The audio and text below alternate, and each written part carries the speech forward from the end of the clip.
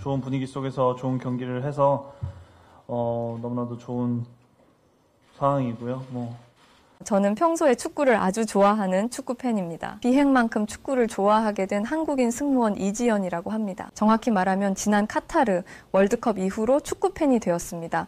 도하에서 지내며 무료한 시간에 카타르에서 열리는 한국 경기를 응원하며 축구를 직관하는 재미에 빠졌고 이후에도 축구 경기를 종종 보았습니다. 특히 한국 대표팀의 경기는 절대 놓치지 않으려고 노력했습니다. 한국 대표팀은 모두가 아는 손흥민 선수를 비롯해 지금 유럽에서 활약하는 스타 플레이어가 많습니다. 경기가 끝나고 응원석을 향해 손을 흔들어 주던 손흥민 선수를 보면 정말 팬이 되지 않을 수 없었습니다. 이번에는 중국과 한국의 축구 경기가 6월 11일에 열리게 되어 너무나 기대가 컸습니다. 왜냐하면 제가 그 주에 한국에 가게 되었기 때문입니다. 무려 6일 동안의 휴일이라 경기가 없어도 한국에 가려고 했지만 국가대표팀의 경기가 있다고 하니 얼마나 설레었을까요? 저는 한국에서 열리는 국가대표 경기를 직관하고 싶었습니다.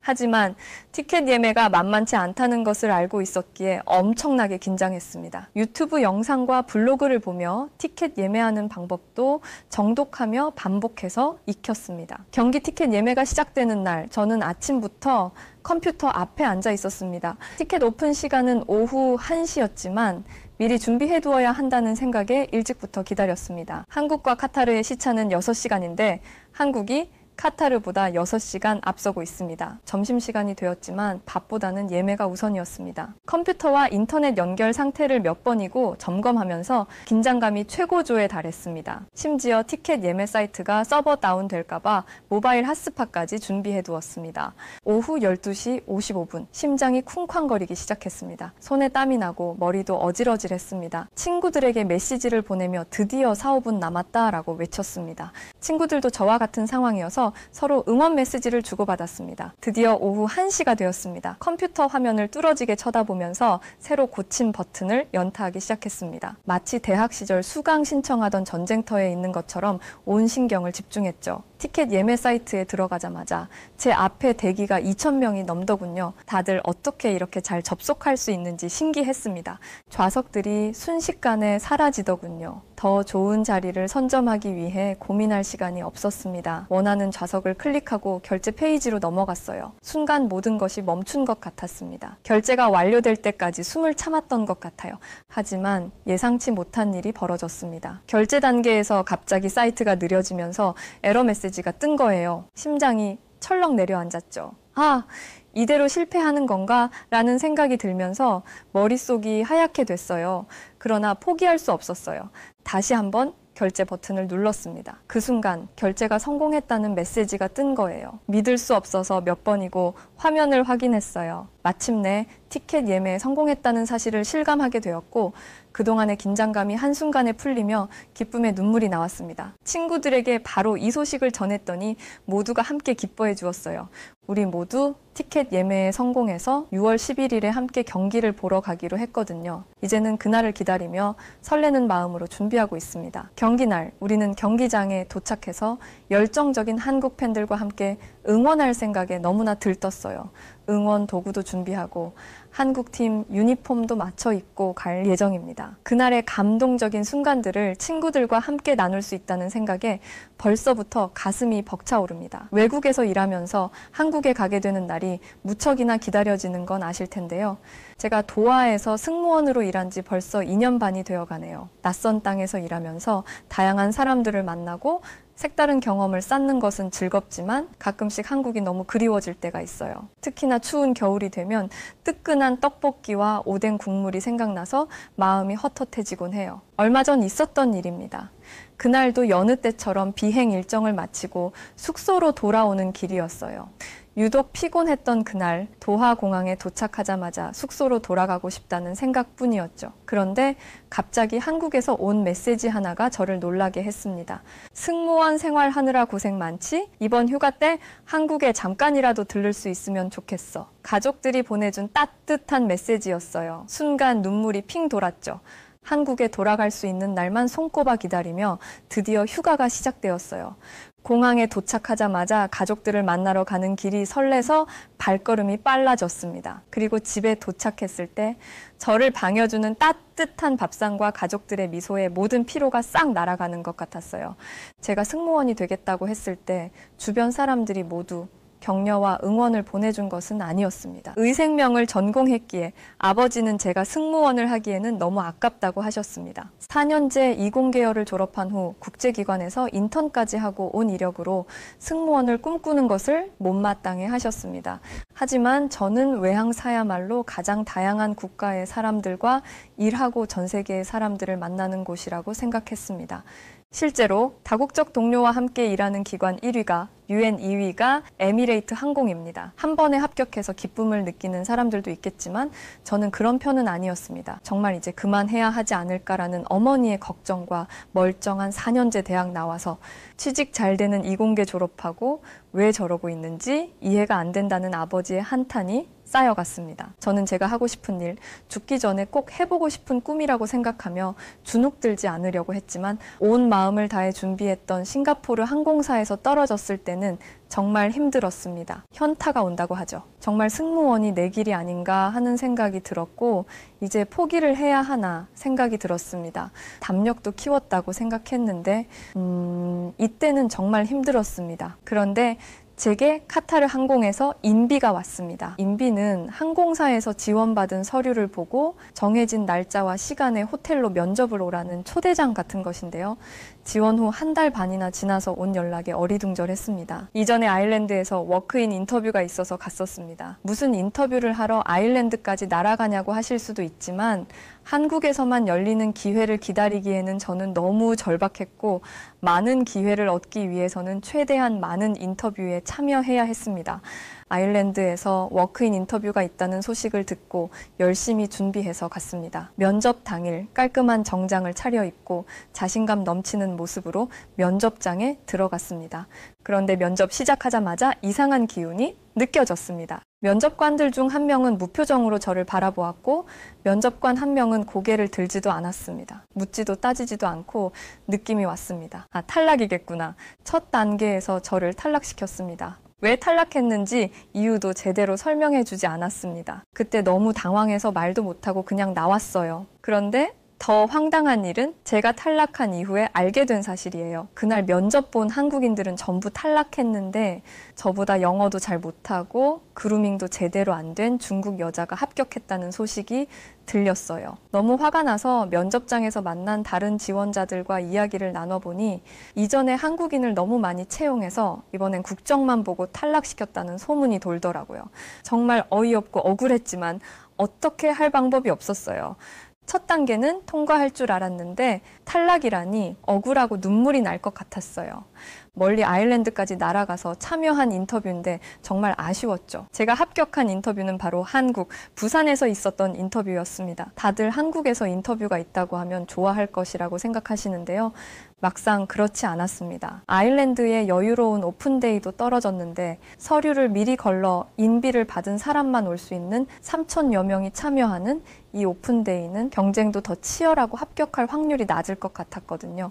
낮은 확률에 기대했다가 떨어지면 더 실망할 것 같았습니다. 그래도 안 가면 후회할 것 같아서 부산으로 향하기로 하였고 대신 너무 기대하면 안 되니 가벼운 마음으로 면접을 보려고 했습니다. 항상 면접 때 입는 블라우스와 스커트를 챙기고 화장품과 구두까지 챙겼죠. 기대를 안 하자고 마음먹으니 평소보다 떨리지 않고 조금은 여유가 생기더군요. 면접자들은 아침부터 계속되는 면접에 지쳐 보였고 피곤해 보였습니다. 하지만 그럴수록 활짝 웃어야겠다고 생각했고 짧은 질문 3가지였지만 최선을 다해 대답을 했습니다. 평소에 쌓은 인터뷰 실력이 발휘가 된 걸까요? 감사하게도 첫 단계를 통과하게 되었습니다. 엄마에게 합격 소식을 전할 때 어찌나 눈물이 차오르던지 감정을 추스르느라 힘들었답니다. 아빠에게는 이야기도 전하지 못했어요. 최종 합격해야 좋아하실 것 같아서요. 그렇게 다음 면접을 바로 준비해야 했습니다. 카타르 항공은 세계 최고의 항공사답게 채용에 굉장히 많은 비용과 인력을 투자하는데요. 심리학자 리크루터까지 있었답니다. 서바이벌 오디션처럼 한 단계 한 단계 올라갈 때마다 무척이나 떨렸습니다. 영어를 꽤나 열심히 준비했다고 생각했는데도 영어 테스트는 너무 어렵게 느껴졌고 제가 틀린 문법 문제와 실수한 문제들이 생각나서 이번에 떨어지겠구나 생각이 들었습니다. 번호가 호명되면 탈락이었고 번호가 불리지 않으면 남아서 다음 면접 과정을 이어가는 것인데요. 제 번호가 불리지 않고 지나가길 얼마나 기도했는지 모릅니다. 파이널 인터뷰는 정말 쉽지 않았습니다. 새벽부터 그루밍을 준비하는 과정도 정말 쉽지 않았습니다. 승무원 하면 떠오르는 맑고 단정한 피부, 유니폼 상태, 헤어와 메이크업, 시계와 귀걸이, 구두 청결 상태 등을 꼼꼼하게 체크하는 과정이 그루밍인데요. 잘 다려진 유니폼에 단정한 헤어와 메이크업, 깨끗한 구두가 마음가짐의 시작이라고 보는 거죠. 승무원이라는 직업과 손님을 대하는 태도이기 때문에 매우 중요합니다. 종일 긴장된 면접 과정에 배고프고 지쳐갔는데요. 그때 제가 너무 배가 고파서 소리가 났습니다. 그 소리를 들은 옆에 있던 지원자가 고구마 말랭이를 건네었습니다. 같이 면접 준비하고 있으면 경쟁자인데도 이렇게 먹을 것을 나누어 주다니 역시 한국인의 정은 정말 남달라요. 정 넘치고 착한 심성의 그 친구에게 면접이 끝나고 밀면을 대접했습니다. 저희는 둘 다 합격했는데요.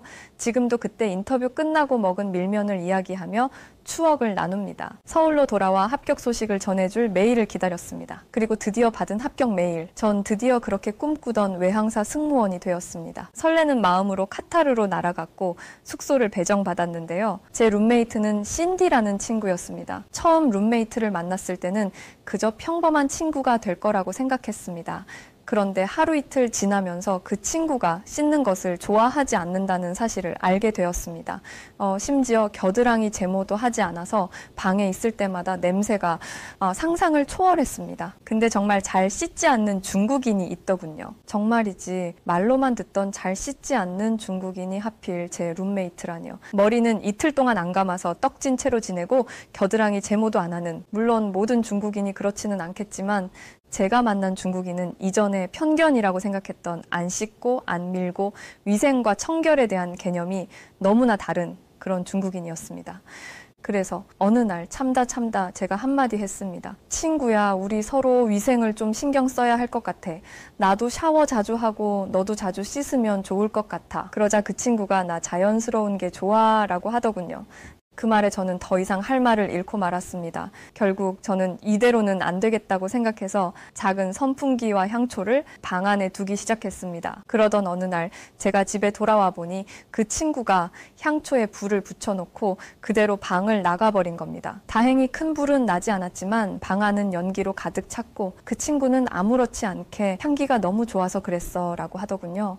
정말 이 친구와는 하루하루가 서바이벌이었어요. 냄새 나는 건 시간이 지나도 적응이 안 되더군요. 그래도 이 친구의 장점이 있었는데 이야기를 무척 재미있게 잘하는 것이었어요. 승무원이 되기 위해 준비하던 과정은 언제 이야기 들어도 재미있는 주제인데요. 전 혹한기 훈련을 한다는 이야기에 정말 깜짝 놀랐습니다. 한국에서는 군인들이나 할 법한 혹한기 훈련을 승무원을 준비하는 학생들이 왜 해야 하는지도 의문이었죠. 치열한 항공사 입시 경쟁을 이기기 위해서 극한의 추위 속에서도 훈련을 하고 자세 교정 및 정신 무장을 한다고 했습니다. 전 과연 이런 과정이 필요한가 의문이 들었습니다. 하지만 친구는 자신도 했었다면서 항공기 테러나 비행기 추락과 같은 급박한 상황 속에서 당황하지 않고 대응하기 위한 능력이라고 했습니다. 평소에 강한 용기를 가져야 응급 환자도 조치할 수 있고 위급 상황에서도 차분하게 대처할 수 있다는 이야기에는 동의하지만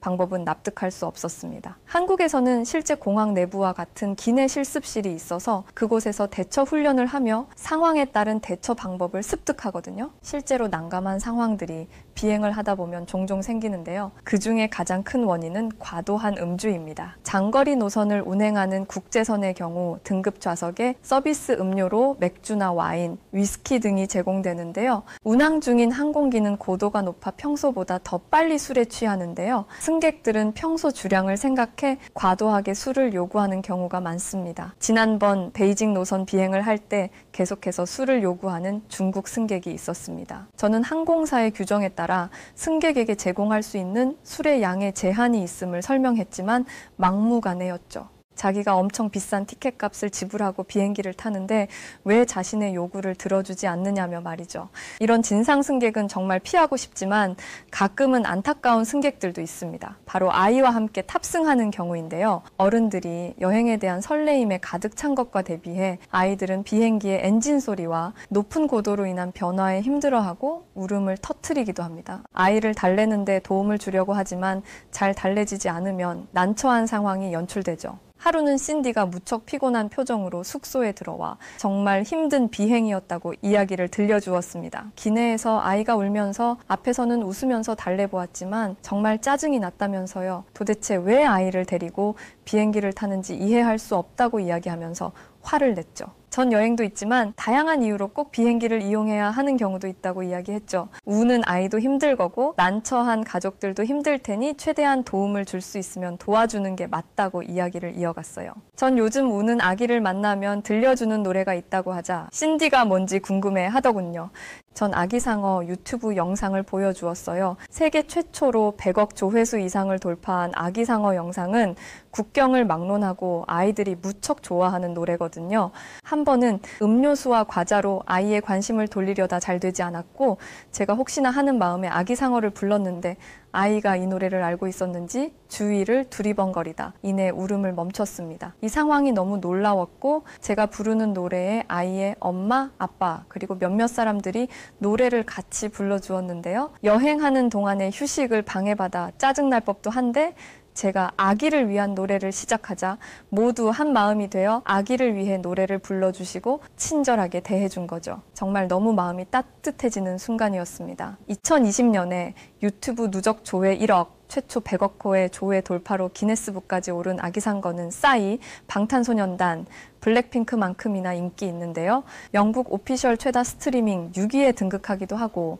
영국 오피셜 차트에 국내 음원으로는 최초이자 싱글로 10위권 안에 들었습니다.